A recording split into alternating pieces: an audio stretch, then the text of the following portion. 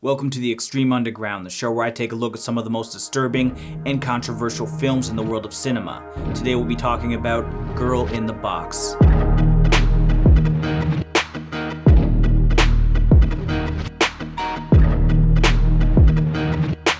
Written and directed by Stephen Kemp, starring Addison Timlin, Zane Holtz, and Zelda Williams. This movie is based on the real-life kidnapping of Colleen Stan back in 1977. It's a heartbreaking story, and this film basically hits on nearly every single point that happened in the real case. There are a couple exclusions which I'll point out, but let's get into it. This movie starts off with Colleen. She's an avid hitchhiker, and she's going to visit her friend on her birthday. A young man and his wife pull over and pick Colleen up. Nothing seems out of the ordinary because obviously there's a wife in the car, so she's very trusting and doesn't think anything weird's gonna happen. Unfortunately, she's just met Cameron and Janice Hooker, who will be her captors for the next 7 years. As they're driving, they stop at a rest stop, and this is where Colleen starts to have a little bit of mixed feelings with both the man and woman, but she ends up deciding, you know what, I can trust them, I'm gonna go back with them. All the while, Cameron has got a box from his trunk and moved it into the back seat. A few moments later, they pull over into the woods, and Colleen is held at knife point by Cameron. He gets the box from the back seat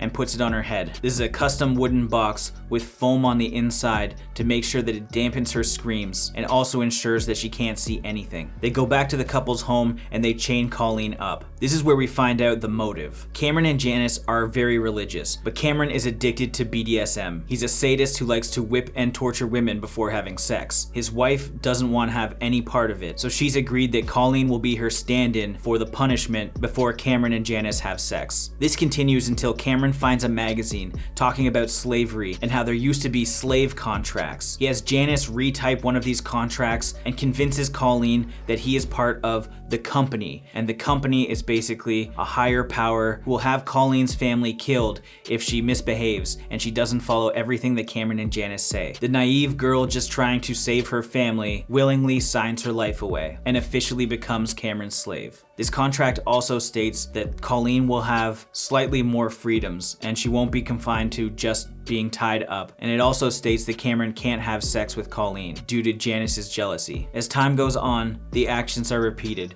She's removed from the box, she's whipped, Cameron has sex with his wife, and Colleen is put back in her box. Cameron constructs a small compartment under his bed where Colleen will stay for 23 hours a day for the next several years. She is let out to eat, drink, and be tortured. As time goes on, Cameron has more and more feelings for Colleen, and Janice's jealousy rises. Janice feels like they're in too deep at this point, but there's nothing she can do. She treats Colleen like shit and makes her do various chores as she steps up to also be a slave master. Janice becomes pregnant and ends up having a baby on the bed above Colleen. Colleen is taken out and is able to even hold the baby. At this point, Colleen has some kind of Stockholm syndrome. While she may not be in love with Cameron, she's complacent in her role now. She understands that this is the rest of her life, and she's thankful for all the opportunities that Cameron has given her. So now we have a couple that sleeps on a bed with Colleen under it, with their child in the other room. The child doesn't meet Colleen for another 3 to 4 years. And this is where it finally clicks for Colleen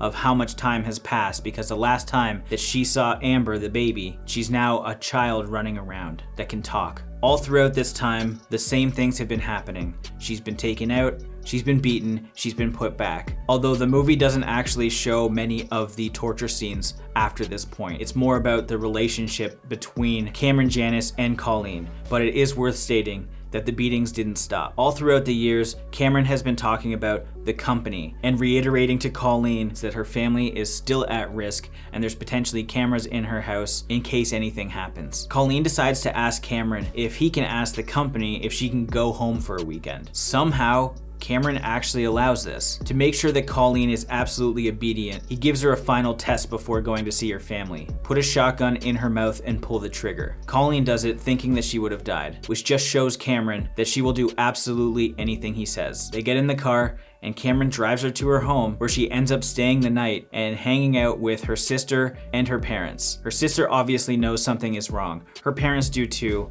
because she's been missing for so many years without any contact. They believe that maybe she joined some kind of religious cult because of the clothes she was wearing and how much weight she's lost. And as much as her sister wants to pry, the parents try and shut that down just so they can spend some quality time with Colleen. Cameron comes to pick her up early, which frustrates Colleen to some degree, but she's also thankful for this opportunity. Her family now meets Cameron, the captor, as her new boyfriend, and they snap a few pictures. Going back to the case, these pictures actually exist. The fact that Cameron had this much control over Colleen and allowed her to stay at her family knowing that she would never out him is absolutely mind-blowing. And that's why this whole situation is even more messed up than you had initially thought. Back to the movie, they go home, and Janice progressively gets more and more jealous because she finds out that Cameron has been having sex with her. Janice also begins to bond a little bit more with Colleen, and eventually Janice just has an epiphany and she doesn't want Colleen in her life anymore. So she gets Colleen, brings her to a bus stop, and tells her the company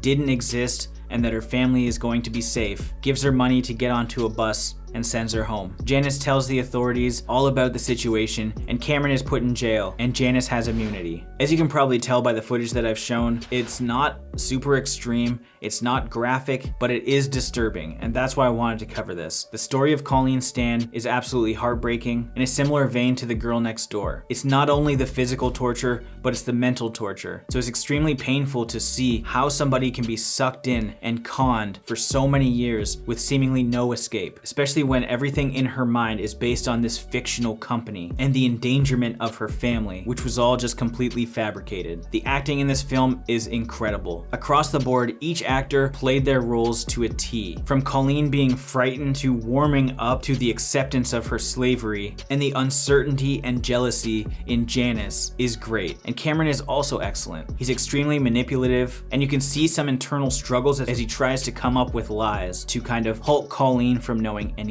The setting, the cinematography, the production value, everything is very top notch. I was surprised to see that this was a TV movie because not only the production value, but the content itself. Every time I hear the word like Lifetime movie, I think of some kind of sappy Christmas movie. To go back to the disturbing nature of this, it's worth noting that Colleen is alive and well today. She's obviously struggling in certain aspects because of the toll that years of torture can do to somebody's mind. I can't imagine what she feels like today, but she is alive and justice has somewhat been served. While this may not be a dislike per se, there are some discrepancies from the real case. The first one being Amber, the baby, was already born prior to Colleen being abducted. They did this for the movie to show a passage of time, which did work well, but Colleen seeing a baby in the back seat when Janice and Cameron picked her up really reaffirmed that nothing was going to happen to her. Some other changes come in the form of Cameron actually allowing Colleen to go to her family 2 times. Once by herself, where she wasn't interrupted by Cameron, and the second, Cameron stayed with her, and this is when the picture was taken. I understand why they kind of merged these together because it's only an hour-and-a-half film, so it just made sense. Another big thing that I think they should have added to this film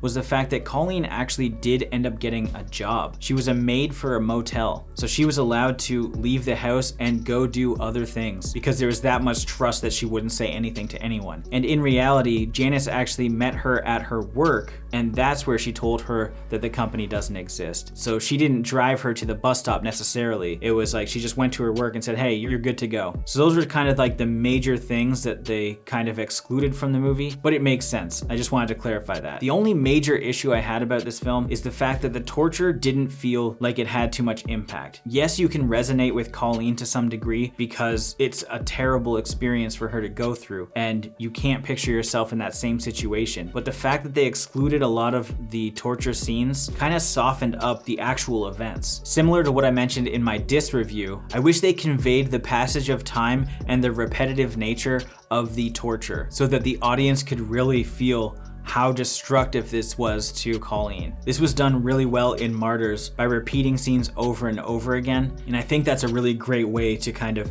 showcase how long this has been happening and how normalized it becomes in someone's life to some degree. But in this, we see a couple scenes early on, and then it kind of disappears as we move through the movie, when in actuality she was continuously getting beat. All in all, this was an excellent portrayal of the kidnapping of Colleen Stan. The production value is great, the acting was excellent, and the disturbing nature really puts you in the mind of Colleen. However, the entire execution of the whole story just wasn't as gritty as I would have expected for how crazy of a story this actually is. I think we should have seen more prolonged torture scenes or many in repetition to show a passage of time, because that's one big thing that was kind of excluded. It's like, aside from having the baby to show that she's been there for years, there wasn't a great way to show that time had passed. And I think there are just better ways to show how long she was actually there. It's 7 years, and this movie doesn't feel like it takes place over 7 years at all. Also, this might just be because I already knew the true crime story thanks to a video that I saw over on Thrill House of Horror, so I already knew that Colleen was going to get out alive. And I think not knowing would have been much better, because if you already know the ending and you know the general